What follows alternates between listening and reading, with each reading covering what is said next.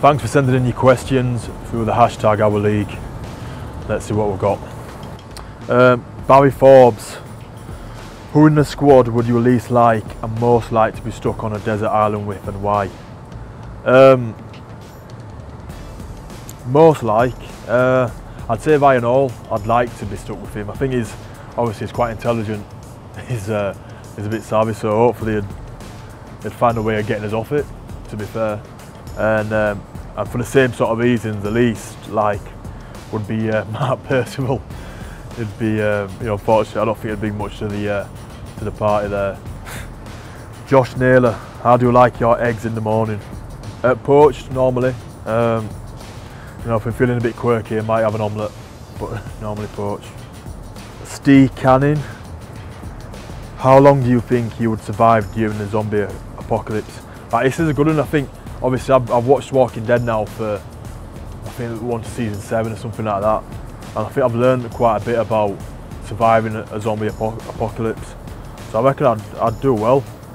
I reckon I'd be able to last it out, to be fair. I'd back myself on that one. Yeah, especially if they're slow zombies. I don't understand how you get caught by zombies when they seem to move so slow. So yeah, I'd fancy, I'd back myself. Elliott, L's J92X Elliott. The favourite day at the gym and how many meals are you on? Upper body day is always the best day in the gym. The beach weights, no one likes doing leg weights. And if someone says they do, they're a liar.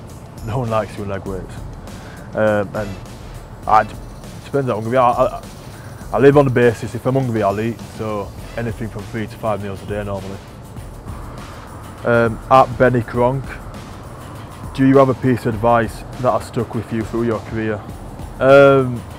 Yeah, if there's a big man and there's a little man in front of you, run at the little man. Normally is a good one.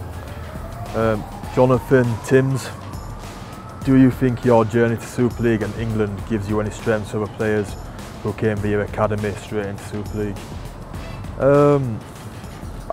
It's a difficult really. I think obviously the boys who go through academy and go into the first team through that route and obviously kick on that way have that added benefit of being in the system for a lot longer. Obviously they've had that benefit of more pre-seasons and extra coaching and learning good habits from the start. I think obviously the route I came, I had a lot of bad habits I had to iron out early on in my career.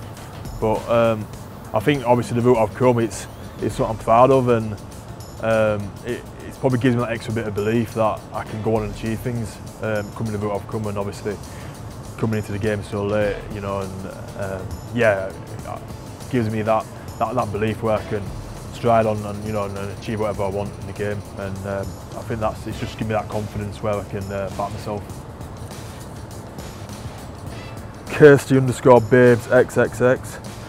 Most embarrassing moment on a rugby field. I think in my first year, I'd been introduced to the sticky spray to obviously help my grip with my hands, and I had a few handling errors early on in my career, and something I had to work on. But I got fascinated by this sticky spray what a few of the players use, and one game I put far too much on my hands, and I was playing at Cass, and I think Cass had just knocked on, or we'd got a penalty and we'd got the ball on a restart, and I've gone to play it on the restart, a controlled restart, and I've gone to put the ball down to play it, and the ball stuck to my hand, and I'd ended up knocking on. It was pretty horrific. I think it was on Sky, and that it was one of the worst moments ever. And when you want the ground to open up and swallow you, that was one of those moments. And I think Nathan Brown was the head coach at the time, and I remember looking up to the stand and seeing his reaction, and he wasn't happy to say the least. And I think I got pulled off about a minute later just because of that. He wasn't happy. He got the old shepherd's hook. Yeah, it was a pretty bad moment. Jamie Kinsey, would you rather have legs as fingers or fingers as legs? I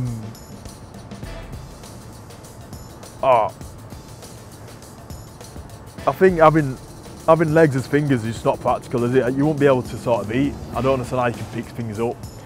Be too uncoordinated. I think everything would be a bit too long. I think you just have to back yourself and just be really short. Have really short legs.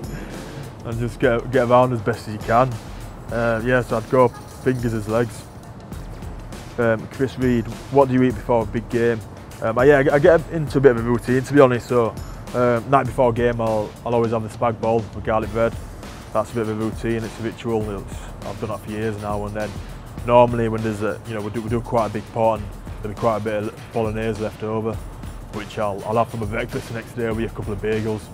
Which I've had a few funny looks about doing that, but yeah, no, I love that morning of a big game. It's yeah, bolognese with some bagels and then just a bit of pasta really. Carb up. C_Leno28, what's been the biggest hurdle you've had to overcome in your career? I think the off season of 2015 leading into 2016 was pretty tough. I had to have 2 ankle recons and a shoulder recon in the off season.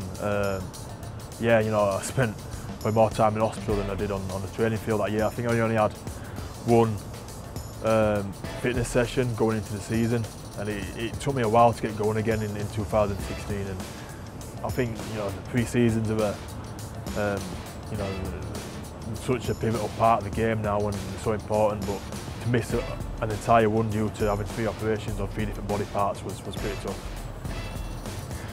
Maddie_Pepper, favourite band or musician? It's a tough one that. I've got quite a unique taste in music. I love all aspects, and if I had to choose, I'd probably say the Stone Roses. Yeah, probably the Stone Roses, or the Four Tops. Big Four Tops fan. Championship_RL, if you could be another teammate for a week, who would it be and why? I'd be Sam Burgess. He gets everything for now. I can't believe, you know, he's obviously such an icon and such a, you know, a global superstar now, especially in Australia and Sydney.